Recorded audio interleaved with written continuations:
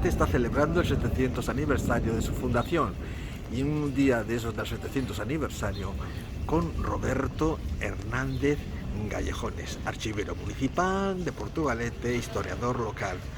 Roberto, tenemos aquí junto a la ría una escultura. Sí, nos encontramos con la estatua de Víctor Chávarri, que es una obra de Miquel Blay, artista gerundense, catalán.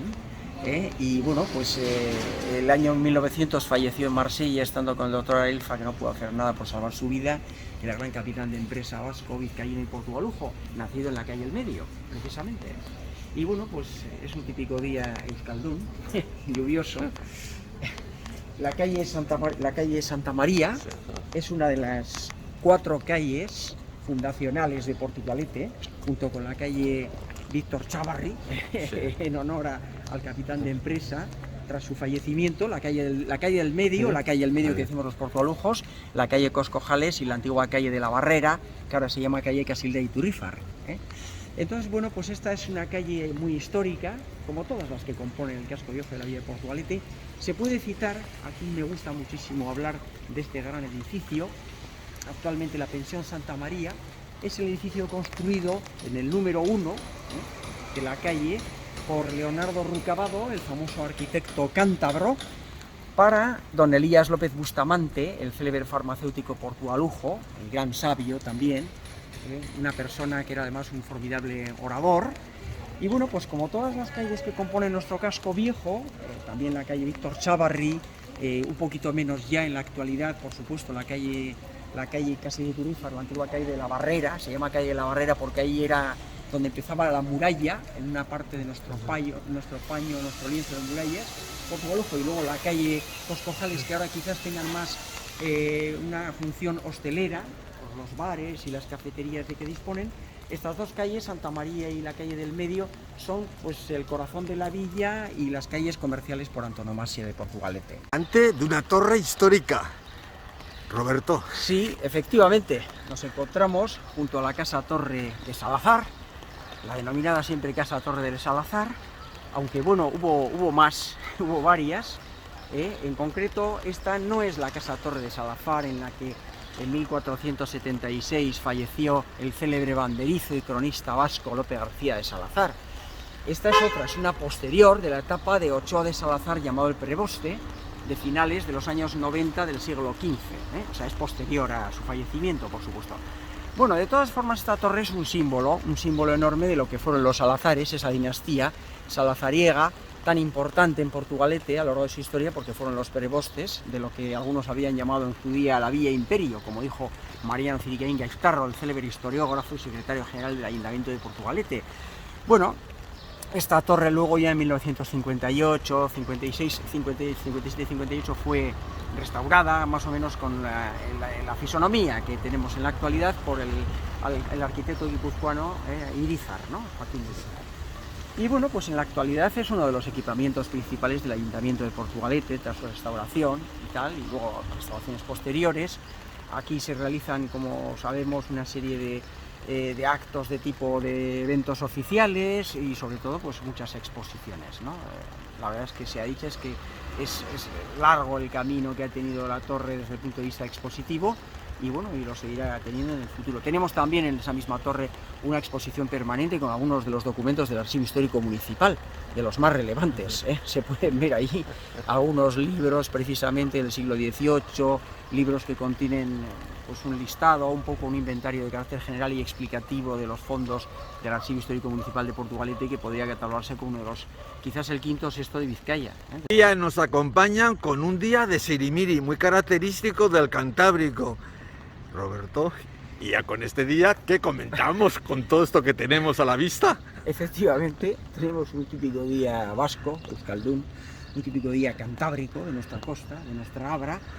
Bueno, la verdad es que no podía ser, a pesar de todo, aunque no nos acompañe el sol, más hermoso, como siempre, puesto que tenemos el caserío, el casco viejo de la villa de Portugalete, que tiene el valor de ser precisamente el casco viejo más importante de toda la margen izquierda de la ría del Nervión.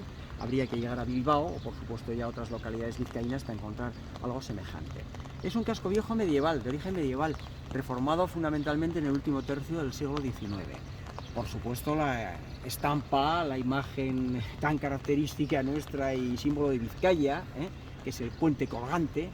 El puente colgante, ya sabéis, el 28 de julio de 1893, el primer puente colgante transbordador del mundo, declarado patrimonio por la UNESCO en el año 2006, con su barquilla, la nueva, la moderna, el Abra, porque nosotros somos un pueblo marinero.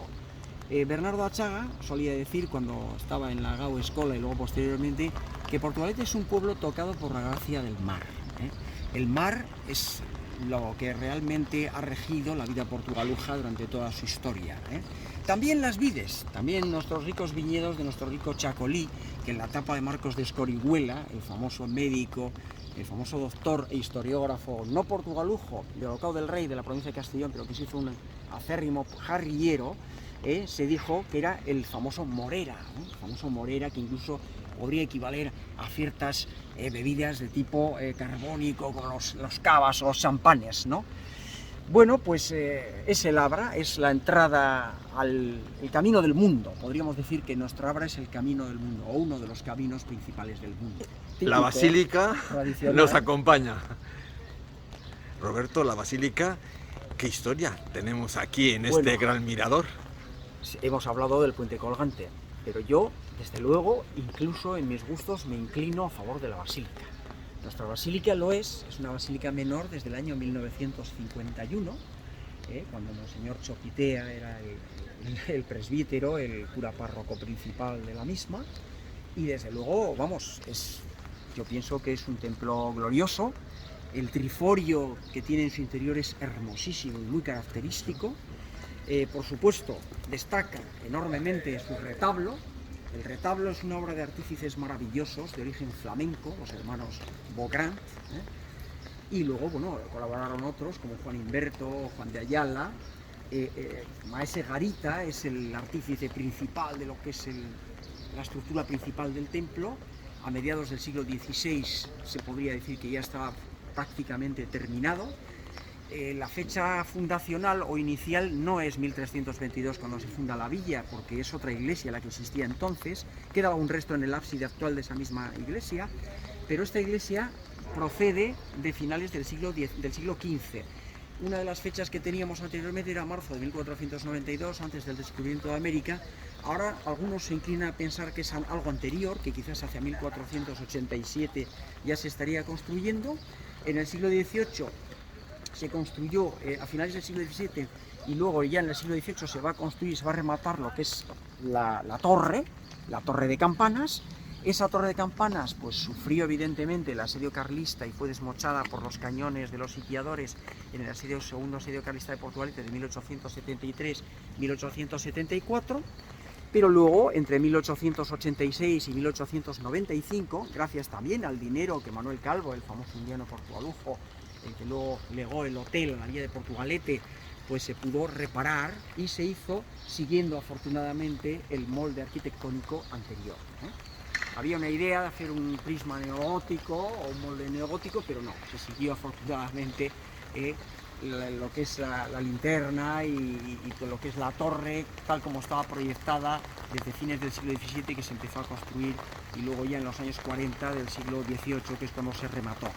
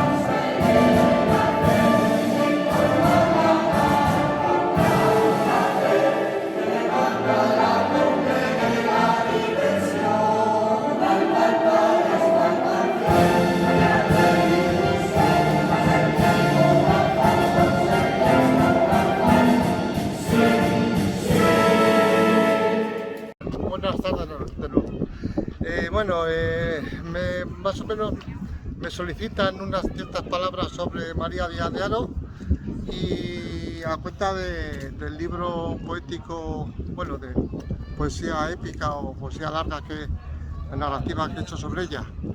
Y a mi modo de ver, el personaje de María, el